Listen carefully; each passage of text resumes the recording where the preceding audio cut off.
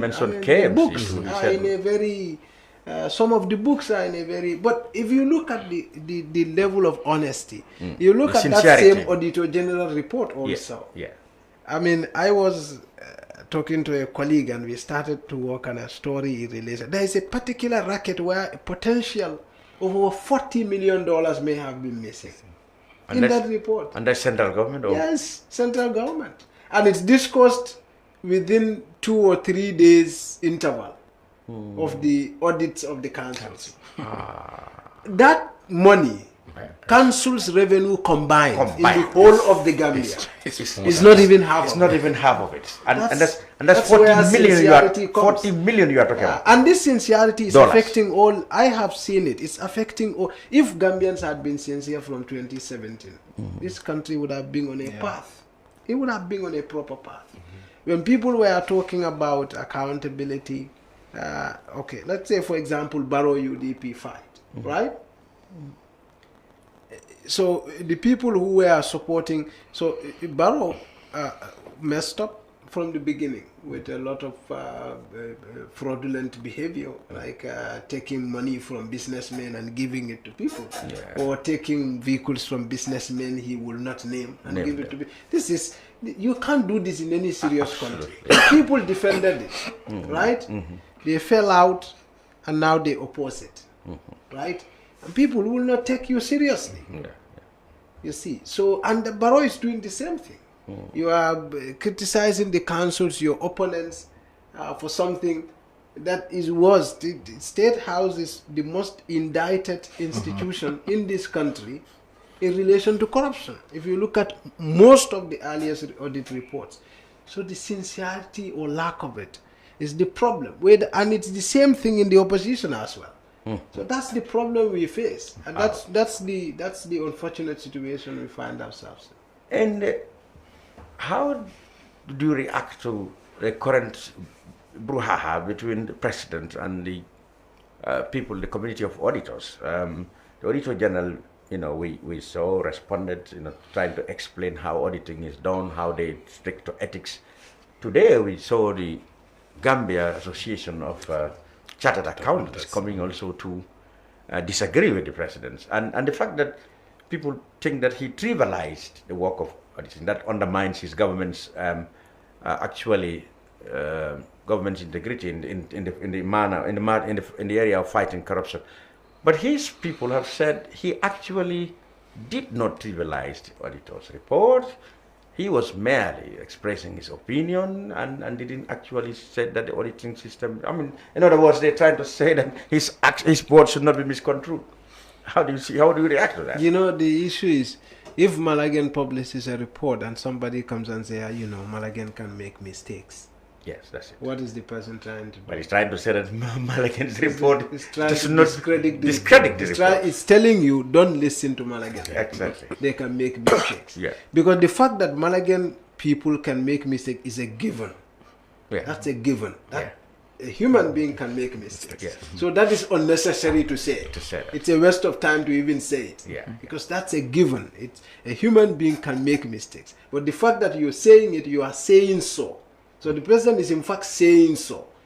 He is not suggesting that they can make mistakes. He is saying they are making mistakes. He even said they could be biased. I think that's where the problem is. He is also saying they are biased. Because the problem is, if you look at it, because the thing about, if I said, if Said comes and says something and I said, Said can be biased, he can make mistakes. I'm not saying can, I'm saying Said makes mistakes, he's biased.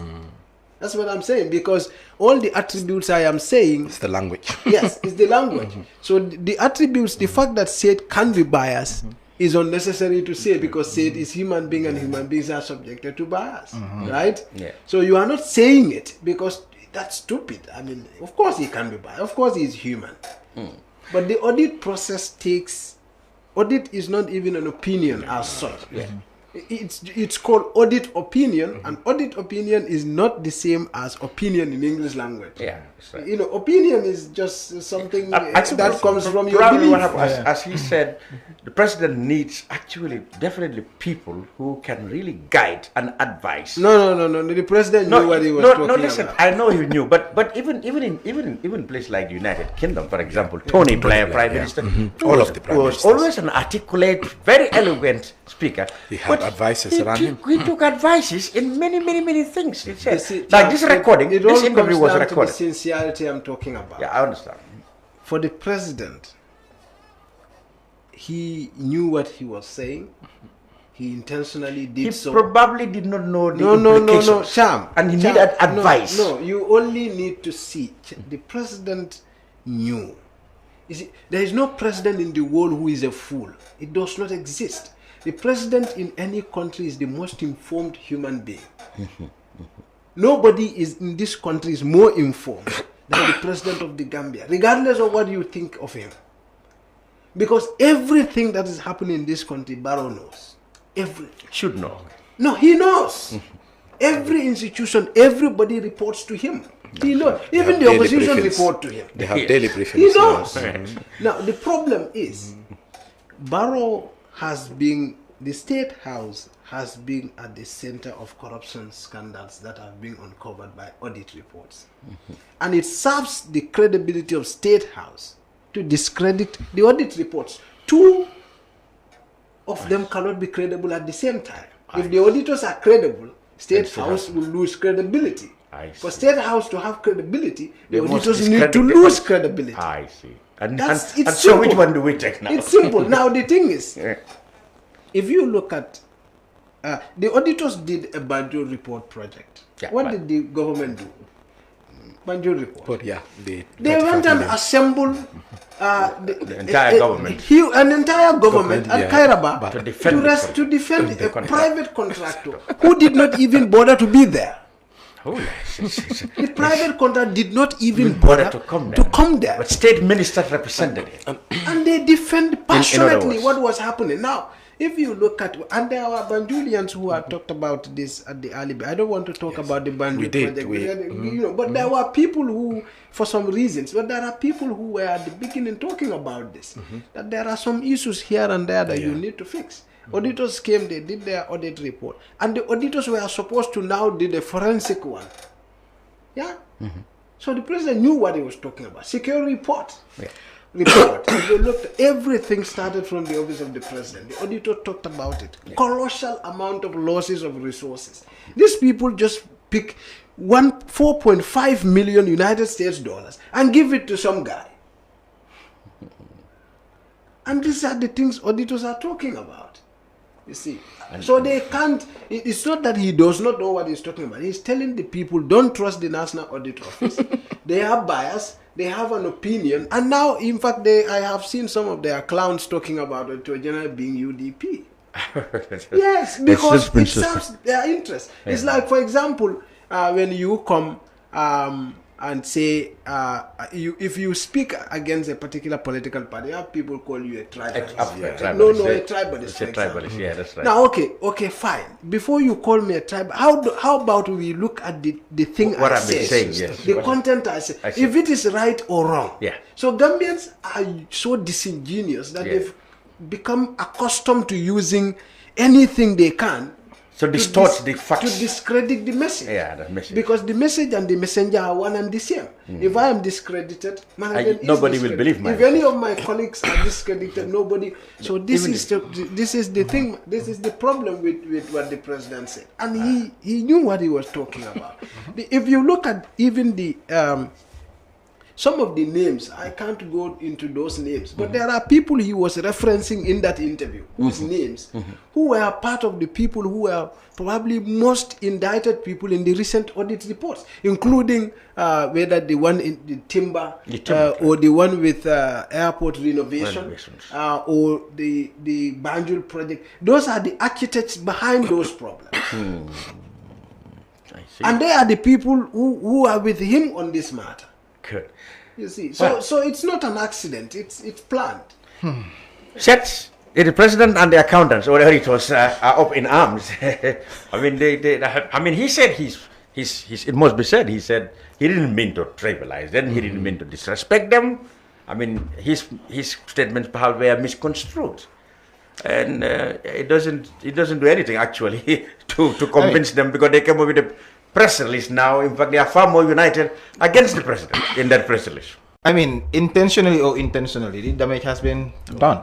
And for me, this is my opinion, because the auditors are not just private people that just want to come and do work. They're established by the Constitution. It's just like saying that the office of the president, I mean, it's the same thing, saying that the office of the president cannot be trusted. Like if you say a state institution cannot be trusted, I mean, it's similar saying that the office of the president cannot be trusted. I think for me, and this is where I agree with Jao, and is the fact that there's been problem of communication. And for me, yesterday I was saying somewhere that I cannot understand that for 6 years, the president cannot communicate accurately as a president to the rest of us.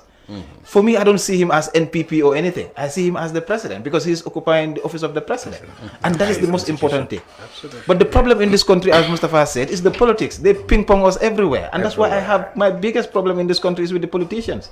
Of course, you can say my background as civil society, but a politician should be people to bring this society together. But instead, they are like fragmenting us, balkanizing us into different. And if there is, you see, one philosopher often said, when there is an election, the person who loses, in fact, has the easier job. Yes. The person who wins, has the greatest tax, because he must now represent even the person who lost against him. Exactly. So I think the president should rise above just listening to the sentiments of his politicians.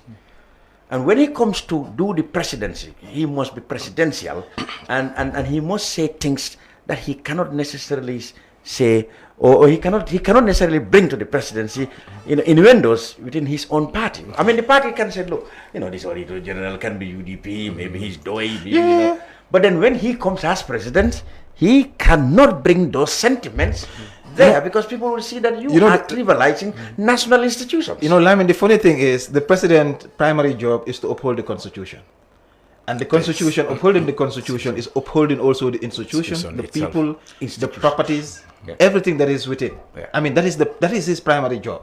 And today, if you come and say within your family, you say that this one is, he could be this, he could be that. How would people see the rest of your government? Absolutely. And I think for me, this is why I am very frustrated about this entire stuff, because I feel the work of the Auditor General or the Audit Office, and we like civil society. He's talking about the media, but as civil society, we have seen the important role that they have been doing. Still, we don't understand the audit process, because for 22 years nobody has been teaching us or anything. But now we participate. Recently, I participated in where they were planning to do performance audit, or even auditing the extractive industry, where there is also huge amount of unaccounted or even things that are happening there. So they as an institution, they are doing a lot of work, and we are seeing that. And if they were doing otherwise, we will say it. And that is us. For us, what we are not here to please anybody, and that's the point that we will also want to say. But then for me, the other point is like the issue of corruption, and Mustapha mentioned that.